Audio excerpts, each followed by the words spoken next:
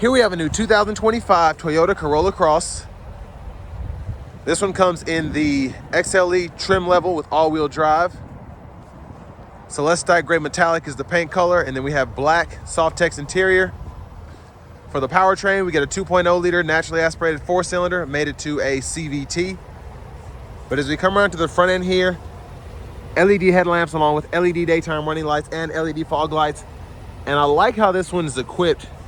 Very nice front fascia here with LEDs throughout, and it really does look like a crossover. Down here, 18-inch alloy wheels. Passive keyless entry on the front. Now we do get one touch up and down on the driver's side, express down on the other 3 doors, power door lock controls, rear window lock, power mirror controls. Those mirrors are heated, and we do have blind spot monitors in them.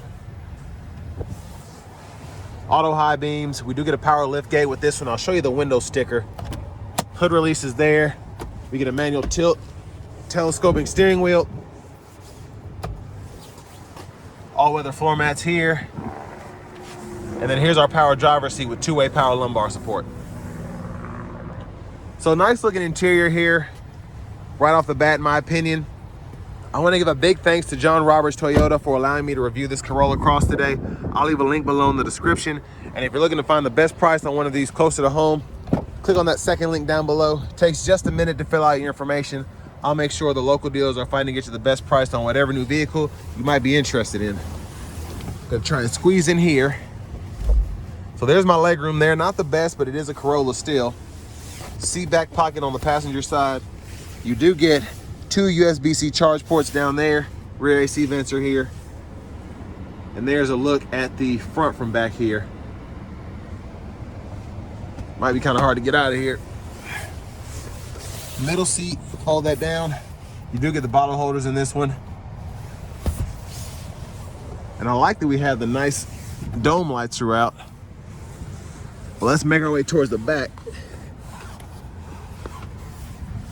Child locks are here.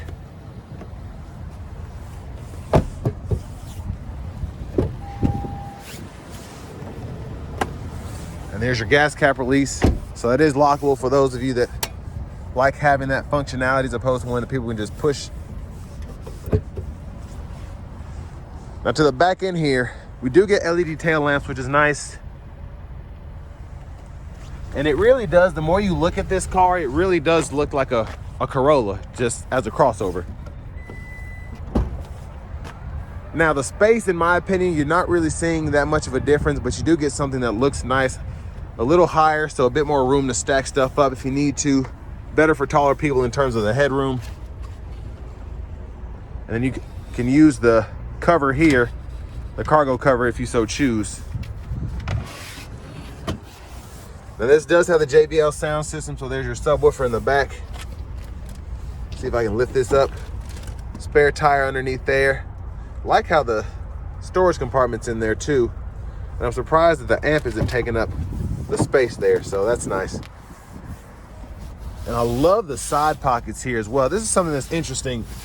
You can line the entire side here because there's a barrier here, as well as this side. You just have so much additional storage.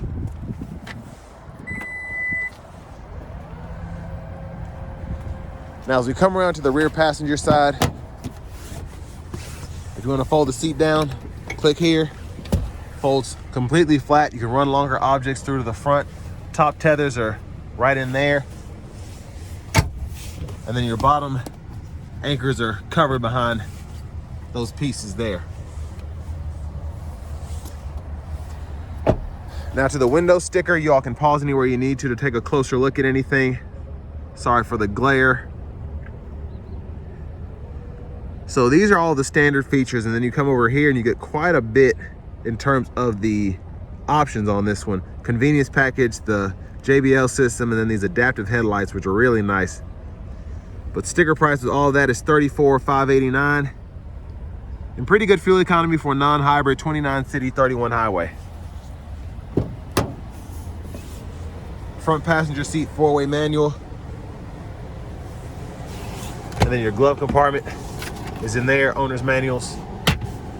Cut this down.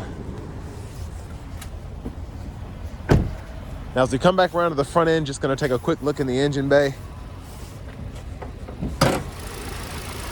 But there's that 2-liter 4-cylinder.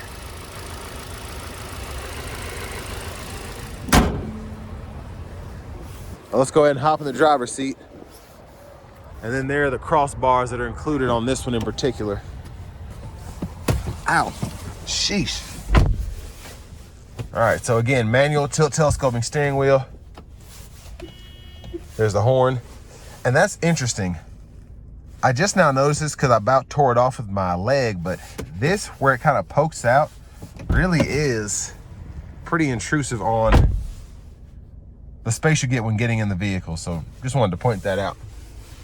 And to the radio here, we do get AM, FM, XM. Then we also get Apple Music, Amazon Music, all of that.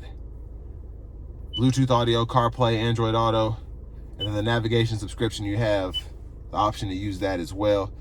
But a pretty simple radio. You can set up your date and time here, as well as your language and units. Backup cameras here. We do have the guidelines that follow you as you turn the steering wheel. And then our volume knob is here. You can cut that on or off, and then click for the source audio to just turn it off. Hazards. Dual zone automatic climate controls. We also have the eco setting there. You can adjust your fan speed here, fan direction, defrosters, cut the whole system off. 2-stage heated seats for the front, USB-C port that runs off the radio. The wireless charging pad back in there. Traction control, you can toggle that as well as your auto stop. And then for the shifter, hit the brake and then pull this lever, reverse, neutral drive. You can come over here and you can get those simulated shifts with the CVT, kind of a manual mode. And then automatic brake holds here, and then you have an electronic parking brake. Pull up to engage, hit the brake, press down to disengage. Bottle holders are in there.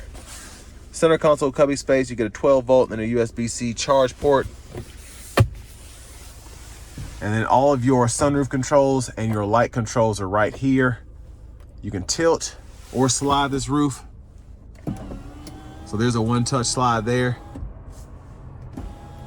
And then hit it a second time, goes all the way back. There's a look at the back seat from up here. And something else I noticed, I like the headliner. Even though it's not super expensive looking, it does, or expensive feeling, it does look nice. I like how that goes with the black throughout. Now back to the steering wheel. Blinkers are here, high beams, fog lights, and then you have the autos. Over here, we do get our intermittent wipers, one time off, intermittent low, high. We can adjust that intermittent frequency here, and then our rear wiper is there. But push back for the rear wiper fluid, pull up for the front wiper fluid. Over here, Bluetooth control. These 4 arrows go through the gauge cluster, and we can change our settings there by holding the OK button depending on where we are. And then volume controls, voice recognition, track list, a radio station preset toggle. This mode button goes through the audio sources that are available. And then the rest of this is part of your safety sense. So we do get the cruise control. We can change that from adaptive to standard with a push of a button, which a lot more people need to be doing this, but Toyota kind of has it down pat with that. Gap adjust for the adaptive, and then we have the driving support, so that'll activate the lane centering as well as the adaptive cruise while on the highway. And then if you want to change your trip meter here, just click this. You have a few different viewpoints there. Again, JBL sound system, so that's where the plate is for the front, so you can see that it actually does have the upgraded sound system. The tweeters are up here. Then push button starts here. Finally, here's the key fob.